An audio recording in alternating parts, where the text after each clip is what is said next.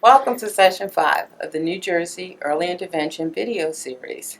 This is focused on transition from early intervention to preschool.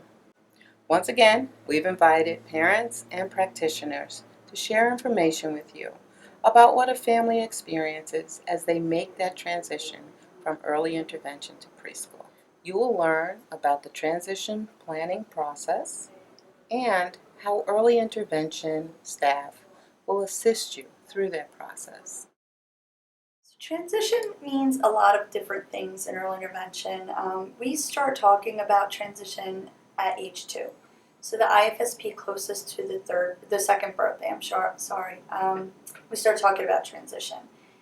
What we need to do is prepare the families for what's out there. Our services are going to be ending at age 3 no matter what. So whether they're no longer eligible, whether they are going to be transitioning out into a preschool program, we always need to be talking about it after age 2 or just prior to age 2.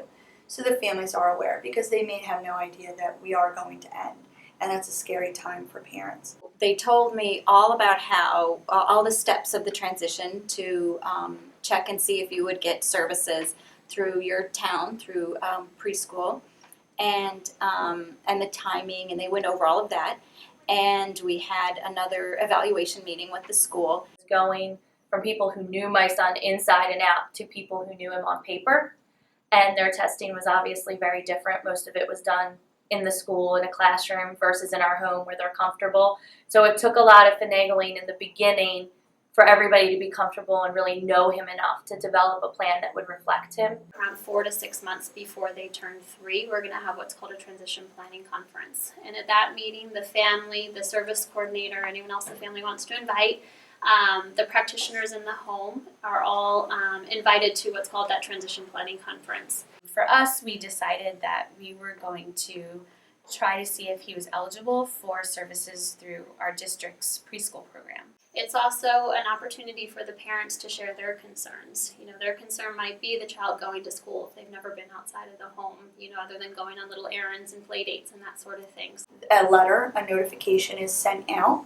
to the district that they live in, and that gives the districts information about that child as far as demographics. There's a child that could potentially need services at age 3 in your district, and it serves as notification. We might have had 3-6 months, sometimes 3 years, to get to know this child, and we have to try and sum it up in a clinical way to help present the child to the school so they know what the child's needs are.